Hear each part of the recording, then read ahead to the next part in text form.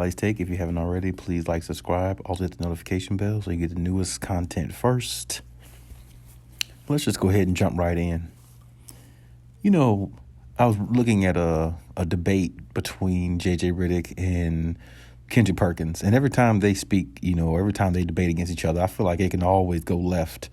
A debate between them can always go left because Kendrick Perkins gets very riled up. And sometimes, Kendrick, Big Perk decides to, take it a step further in his synopsis of the situation.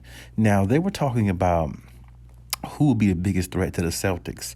Basically, would it be the Nets or the 76ers? Kendrick Perkins, gives his explanation why the 76ers would more likely be. And, basically J.J. Redick does the opposite. But, J.J. still gives the 76ers credit. But at the same time, these two teams right now, the 76ers are on a roll. I think they've won like 8 or 9 straight and everything. And actually, the Nets have too. The Nets are on a roll as well. But, before we really get into any details or anything like that, you go ahead and check the video out and then we'll come back and we'll discuss it. We're talking about between the 76ers and the Nets, and you asking me who I trust the most? I'm going with the 76ers. And let me ask you this. Me and you both played with Doc Rivers. Do you not trust Doc Rivers when you had one of your best seasons and was having some of your best seasons under Doc Rivers? Of course. Okay, so Doc do you Rivers, not if we're being frank, though, Doc Rivers has also blown a lot of playoff series leads. So he's the only coach to do it more than once, and he's done it 3 times in terms of having a 3-1 lead. And that's not on him. That's on the players, too. I was part of one of those. It was on me, too. I'm not blaming Doc. I mean, to be honest, he just didn't have them. He didn't have them dogs when he blew them leads. See, he didn't blow leads when he was with the Celtics because he had them dogs. He didn't blow leads when he was with personal. No, it's not getting personal. No, it's not getting personal, JJ. I'm just telling you. Your points are valid, and I'm posing questions to you, and you're doing a fantastic job of answering them. I want to go back though, because I agree with you. The last time we saw the Brooklyn Nets in the playoffs, it was not good. They got swept by the Celtics. There was something off about the team. There was something off about Kevin. The body language wasn't great. I agree with you on all those counts. You have to admit, though, that the version of the Brooklyn Nets that we thought we were going to get over the last 2 seasons, we are seeing that version right now under Jacques Vaughn over these past 25 games. No, and I agree. Let me tell you something, JJ. Listen, the dogs that I was talking about, it had nothing to do with you. We already know that you're a pit bull. We know that. We know that when you start turning red. Let me get that out the way. But I'm still a strong believer in this. No matter how much we talk about offense, right? And you know this. If you don't have that center or that guy that's going to anchor your defense, you're not going to win a championship. Now, both guys, both analysts, make some great points. And, in regards to Joel Embiid, he's becoming more and more of a monster than he was previous years. And, he's really starting to, expand his game a little bit more and, become more of a higher IQ basketball player rather than, just a talented big man, a regular talented big man.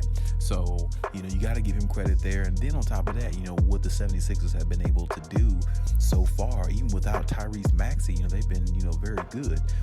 For the most part, they've been, pretty solid. They did get James Harden back. He's been playing fairly decent since he came back. And Joel is playing very good.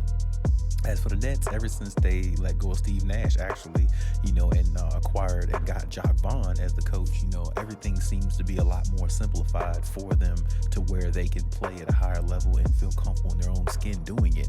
And when I think about that, when I think of the 76ers and the Nets, if I had to pick either team to really, go against the Celtics right now, since the Celtics are the number 1 in the East, I would have to go with the Nets. Because it's hard for me to really, take a lot of players, over Kevin Durant and Kyrie. They're the most talented players, offensively in the NBA probably. Just in regards to the way they're well decorated in regards to how they score and how they shoot. And, Kyrie got the best handle we ever seen. KD probably got the best jumper we've seen for a big man since probably Dirk Nowitzki. And he's a lot smoother with it. And he got a handle and can shoot from 30 himself. So when you think about that, that just shows how deadly this team is. That shows how, how much firepower they have in those two players. And then you look at the supporting cast. You're looking at Seth Curry. They still got, Joe Harris. They still got some good pieces. And, Nick Claxton, honestly, Nick Claxton has been a big surprise. He's been playing very well, since ever since he cut his hair, it seemed like to me. He's been playing a lot more, sturdy in regards to his offense, and he's getting a lot better.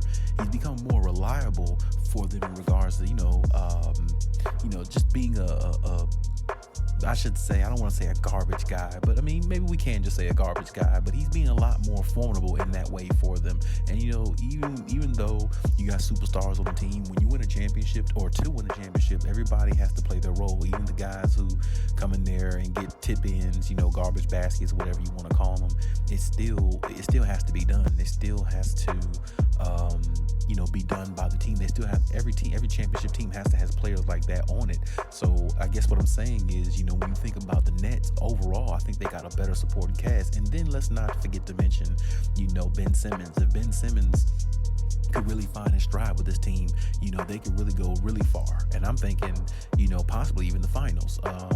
Before this season, I actually said in my previous video that you could check out, I definitely believe that the Nets versus the Clippers will be the NBA Finals. Based upon, the Clippers and everything they have as a unit, as a team, and, all the depth that they have from top to bottom, it would be really tough to beat them too. And Kawhi is a monster. We all know he's my favorite player. Both ends of the court, he dominates. And that's something I think that the Nets don't do as well, of course, but at the same time, they're still a very skilled, very good team. And they got a lot of pieces they got some pieces that can hurt you. I mean, like I said, Seth Curry alone is one of those X factor pieces where you go into a 7-game series. He can get hot at any point, and if he gets hot along with KD and Kyrie, then offensively they're going to be very tough. Now their defense isn't the greatest, but Kevin Durant is picked up his defense a little bit over the last couple seasons, and Kyrie is probably not going to, but at the same time, offensively they can hang with anybody. So I mean, honestly, the Celtics right now are the number 1 seed, but I think they would definitely be scared or show a little bit of scarce of the Nets based upon the way the Nets are playing now. Now, last year, we know they swept them, and the Nets was really not a factor. We definitely understand that. But at the same time, this year, they look like a whole completely different group. So if that's the case, then it's going to be tough to beat them. It's going to be tough to out them when it comes to the playoffs. And like I said, Kevin Durant, when healthy, and Kyrie, they're two of the best scorers we ever seen in the league, if not the best scorers we ever seen in the league. Well, maybe I shouldn't go that far, of course. You got to put Kobe, Mike, all of them in there. But I mean, decorated scorers and talent, the way they could score, is they're not second to too many. So I mean, my point is, I think overall, I think they're a better team. Then I think there'll be a better matchup for the Celtics in a 7-game series this year rather than last year, rather than even more so than the 76ers. It's all Joel Embiid. James Harden really isn't, how he was years ago.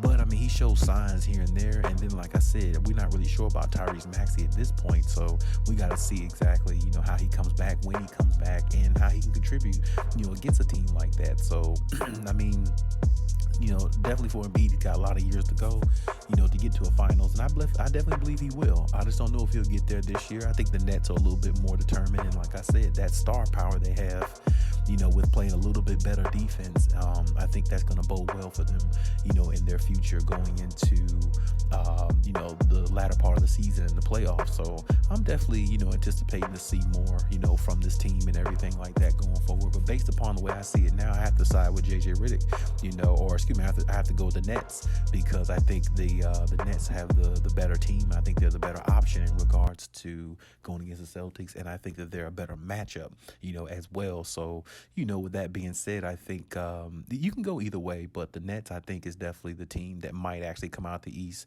if not the Celtics. But regardless, like I said, you can't go wrong either way, but we'll see what happens.